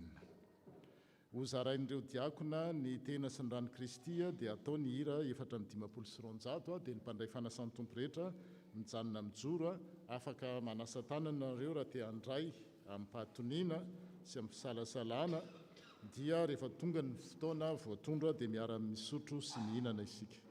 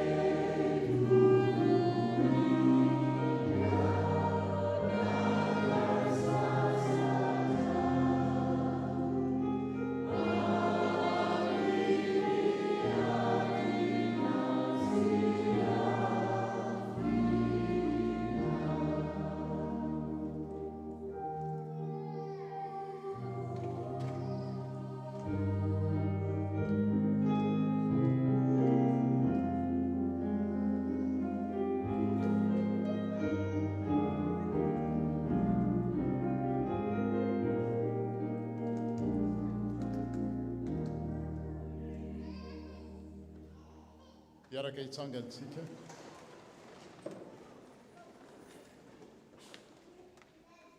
Jesosy Kristy tompontsika tamin'ny alina izay namadiana azy dia nandray ny mofo ary rehefa nisaotra dia novakiny ka hoy izy tamin'ireo mpianana, raiso hano ity no tenako izay omena ho anareo, izao no ataovy ho fahatsiarovana ho ahy, na oviana no mihinana ianareo.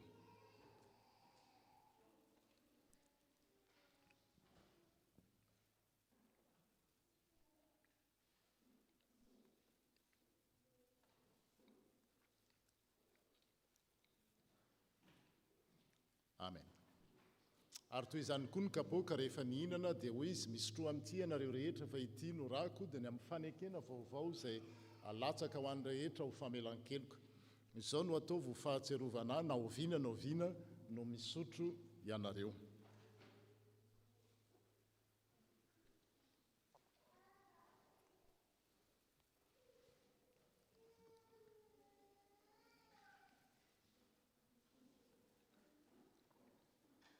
Amen. Izao no afatra ho antsika izay voavy ny ray latabatra tamin'ny tompo. Koa tahaka ny nandraisanareo any Kristy Jesosy ho tompo dia mandehana koa ao aminy araka izany, mifahatra tsara sy miorina mafy ao aminy ary mitoetra amin'ny finoana toy ny efa nampianarana anareo, ka aoka ho feno fisaorana an'Andriamanitra mandrakariva amin'ny zavatra rehetra. Mandehana amin'ny fiadanana. Amen. Feokira, feon-java-maneno no ataontsika ho fanangonana ny kapoaka sy ahafahantsika manao rakim-pisaorana ho amin'ny fandraisana.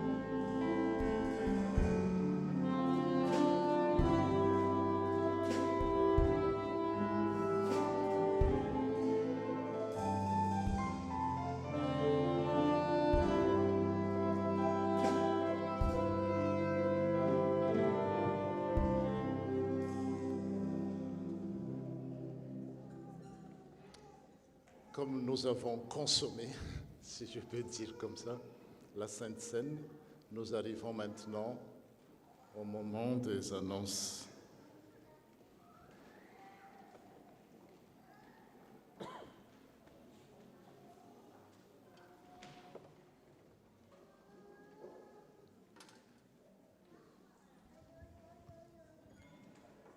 Amin'ny fifaliana indray miarabanantsika rehetra amin'izao alahady fahatelo ny volana May izao. Miarahaba manokana ny Isaia sy anareo fianakaviana amin'ny andraisanareo fahasoavana lehibe androany dia amin'ny batisan'ny Isaia. Félicitations à vous. Faly miarahaba ihany koa ireo izay rehetra manaraka izao fitaom-pivavahana izao amin'ny alalan'ny tambazotra YouTube na ny Zoom. Ao amintsika rehetra mandrakarivane ny fiadanan'ny tompo. Raha misy amintsika no sambany no tonga mivavaketo androany dia iangaviana izy mba hitsangana ho arabain'ny fiangonana. S'il y a quelqu'un qui est ici pour la première fois, nous vous invitons à vous lever pour que l'Église puisse vous saluer.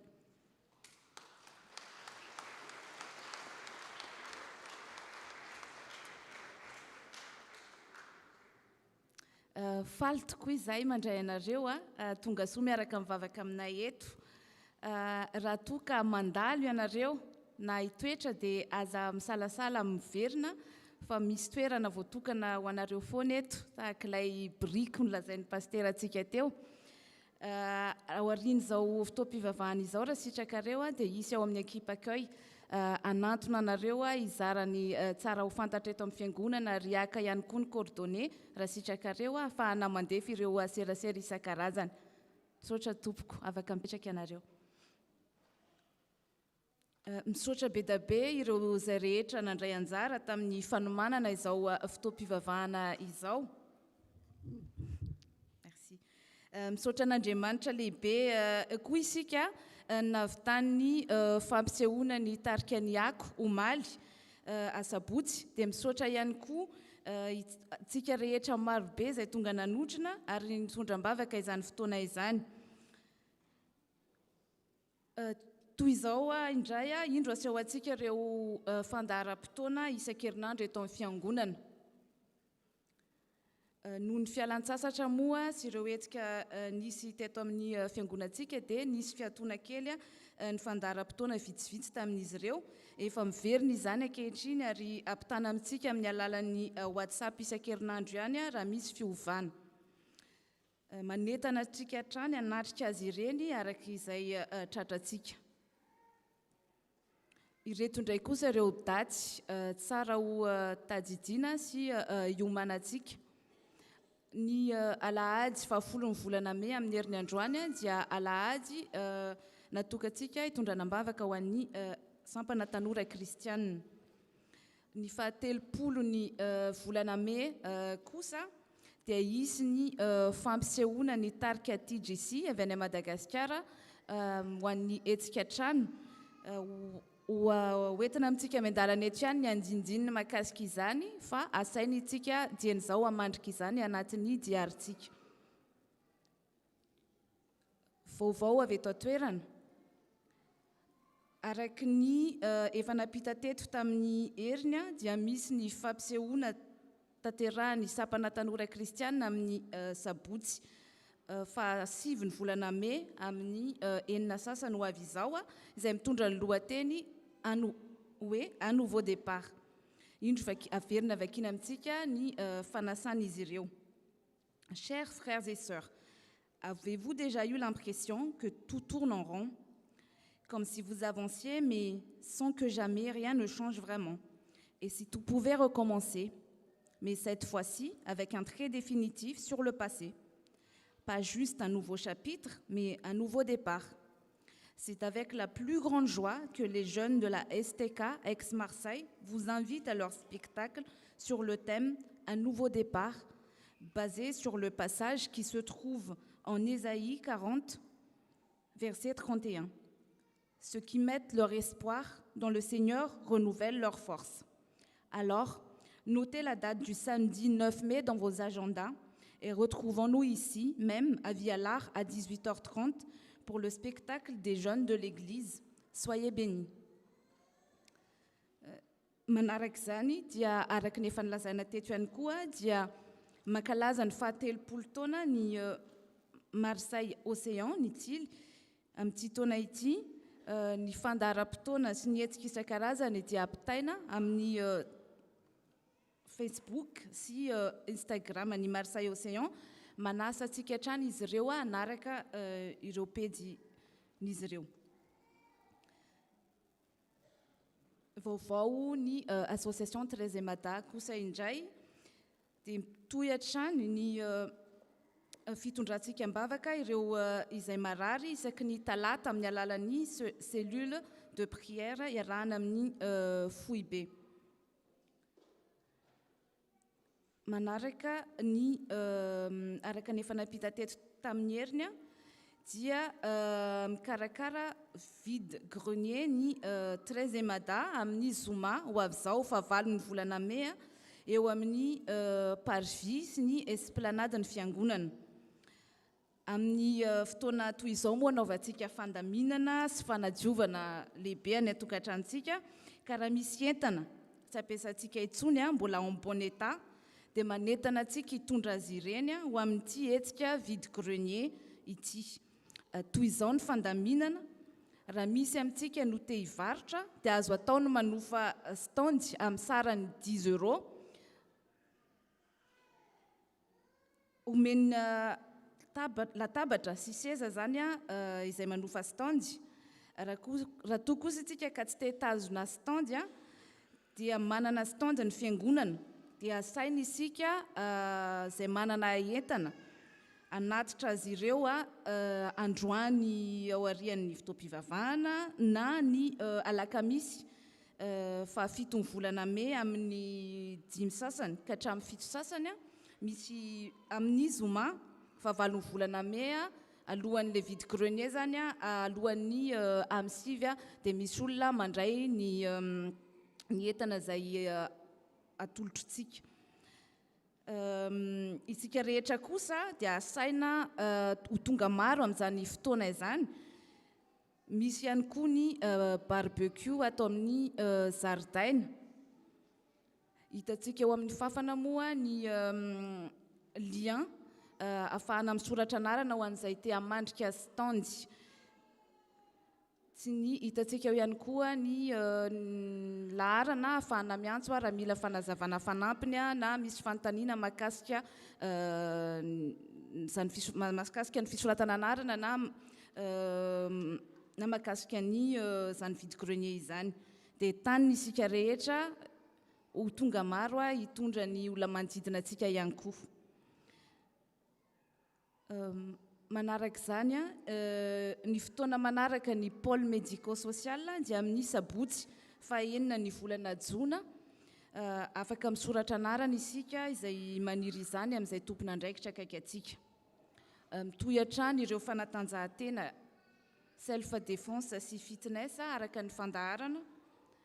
Ny banque alimentaire dia misokatra hatrany ihany koa an'ireo izay mila izany ao amin'ny salle Carmel. Entanina foana ihany koa isika izay afaka manatevina izany banque alimentaire zany dia raisina tanandrofo. Raha manana fanontaniana misy manitikitika atsika ireo asa sosialy voalaza rehetra ireo dia aza misalasala manantona ny mpiandraikitra akaiky atsika. Manaraka izany vaovao avy amin'ny Foibe. Araka ny efa nambara teto dia misy ny cœur uni na ny chorale iraisana zany amin'ny 14 ka hatramin'ny 17 ny volana May any amin'ny 77. Farany ny rakitra voangontsika tamin'ny herin'ny androany dia mitotaly 909,70 € ary nisy ny voaloam-bokatra 95 €. Mariana fa misy roa ny rakitra voalohany ho an'ny fampandehanan-draharaha eto amin'ny fiangonana ary ny rakitra faharoa kosa dia natokantsika ho an'ny ezaka trano. Araka ny mahazatra antsika moa dia afaka atao espèce na carte bancaire, na chèque, na virement ihany koa ireo fanomezana avy amintsika. Ny ekipa finance izay hitantsika ireo ariana dia vonona hatrany handray ny fanomezantsika ihany koa. Izay ary ny vaovao eto amin'ny fiangonantsika, manentana antsika hitondram-bavaka azy ireny hatrany. Ho an'Andriamanitra irery ihany eny voninahitra.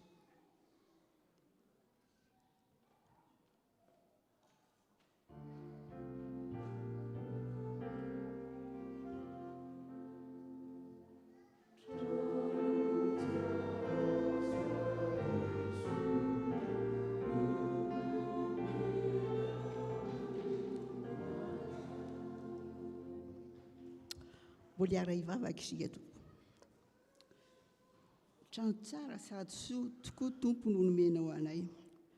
Ary izany trano tsara izany dia natokana ho fanaovana fanompoana ny an'Andriamanitra amin'ny fiderana sy ny vavaka ary koa ho fitoriana ny filazantsara ny Jesosy Kristy izay nomboana nefa velona mandrakizay. Mbola misaotra anao izay tompo noho ny arovanao ireo mpiasa ny asa nanamboatra sy nanatotosa ity trano ity, miaro azy tsy ho tradoza. Ary misaotra anao koa tompo amin'ireo rehetra izay nanome fanomezam-pahasoavana izay tandrefy azy tsirairay avy na amin'ny fitontoram-bavaka na nanome sakafo ireo mpiasa na ny namaty ara-bola koa. Mbola mangataka aminao izay tompo, mbola kasika ny fony ireo vahoakanao amin'ny ezaka mbola tratrary na mbola lavitra mba ahazoana tanteraka ity trano ity. Apetraka ao ambany elatrao, ambany fitiavanao izany asa sy fikasana rehetra izany. Fa hoy tokoa ianao fa ny zanako sy ny asako, ny asan'ny tanako dia aoka ho adidiko. Amin'ny anaran'i Jesosy Kristy, zanako ao mpamonjy anay, nanaovana izany vavaka izany. Amen.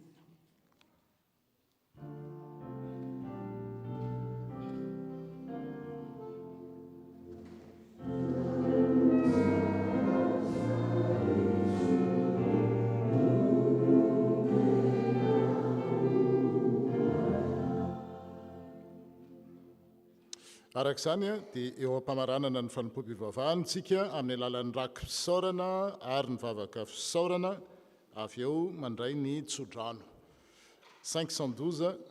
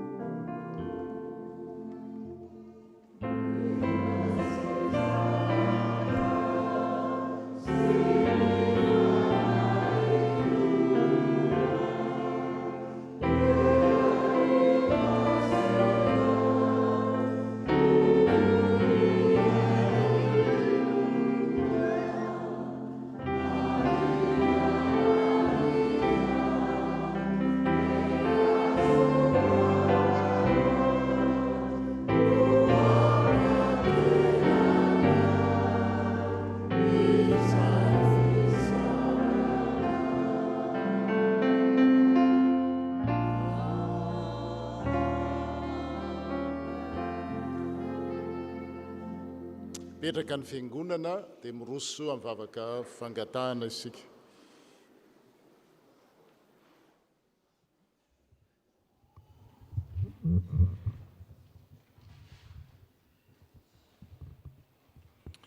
Iary vavakasika tompoko.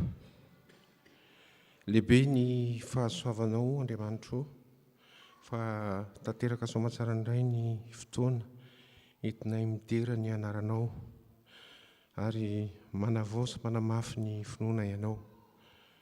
Misaotranao zay amin'ny batisa zay tanteraka soamantsara dia atolotray anao Izaia ary ianao koa ampahery sy ame fahendrena ny ray aman-dreny sy ny fianakaviana zay nanolotra azy teo. Tompo, meo azy ireo ny fiadanam-po sy fiadan-tsaina ka ho hitantaratra amin'ny fiainan'izy ireo tsirairay avy fa zanakao izy ireo. Dia mitrotro-bavaka ny fiangonana Ray manontolo koa izahay Tompo. Misaotranao amin'ny fanomezanao ny toerana ahafahanay mivavaka ny kalalahana sy ny firenena satria fantatrao ny zavatra mitranga manerana an'izao tontolo izao. Maro ny te hivavaka nefa tsy afaka manao izany. Fa izay kosa dia ny angaranao ka nomenao izany rehetra izany ahafahanay mitaiza ny tenanay sy manamafy ny finoanay amin'ny fanarahana anao. Araka ny havatra nafaran'ny mpanomponao teo hoe tsy ho consommateur fa ho disciple dia ho mpianatrao izay ary naizanaiza lianay dia ho hitantaratra amin'ny fiainanay sy ny fihetsikay fa zay dia zanakao. Dia misaotra koa amin'ny fahatanterahana ny hetsika izay natao omaly ary mbola mametraka koa ny fikasana rehetra amin'ity volana ity izay maro be tokoa. Iny ianao amenay hery sy fahendrena ary firaisan-tsaina sy firaisan-po ahafahanay mahita sy manamafy fa te hanompo ary ampandroso ny fiainan'ny fiangonanao izahay. Dia mitrotro-bavaka koa ny firenenay izay Madagasikara izay tsy misy miafina aminao amin'ny zavatra miseho an'ny Tompo. Anjakao izany firenena izany satria mivavaka ny Malagasy ary ianao ampijanona ny zavatra tsy mifanaraka rehetra amin'ny sitraponao Tompo. Izany vavaka izany dia tianay ho ampiarahana amin'ny vavaka tsara indrindra izay nampianarinao ny mpianatrao manao hoe Rainay izay ny an-danitra, ao masina ny anaranao, tonga ny fanjakanao, atao ny sitraponao ety an-tany takona ny an-danitra. Mino an'io izay anasazo anay ary mamelany elokay takony amelany izay meloka taminay. Aza mitondranay amin'ny fakapanahy fa manafahanay amin'ny ratsy anao ny fanjakana sy ny hery ary voninahitra mandrakizay. Amen. Eo am-pitsanganana nanaovantsika ny andininy voalohany ihany amin'ny 4 sy 300. Que la première strophe. Sambatra ny foko.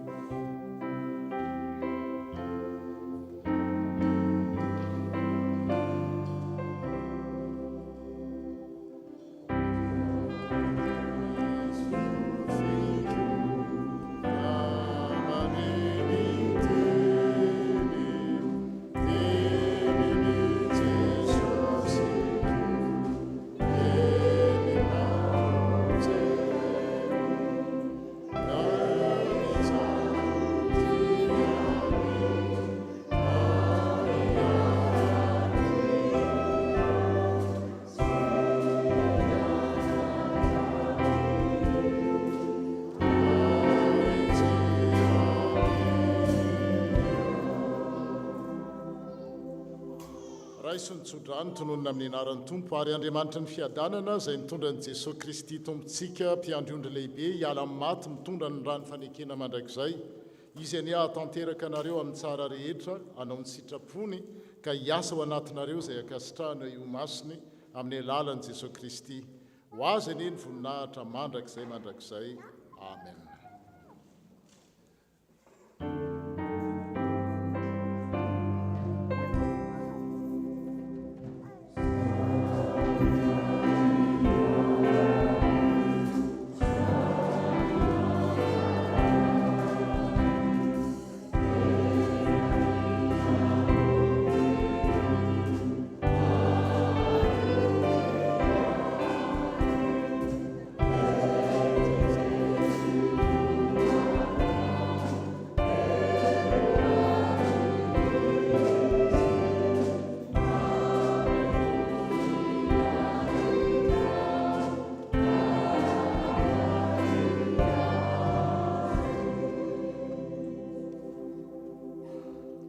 voninahitra ho an'andriamanitra ray sy zanaka ary fanahy masina izay hatramin'ny taloha indrindra ka ho mandrakizay mandrakizay mandehana amin'ny fiadanana ka manompo ny tompo. Bon dimanche à toutes et à tous.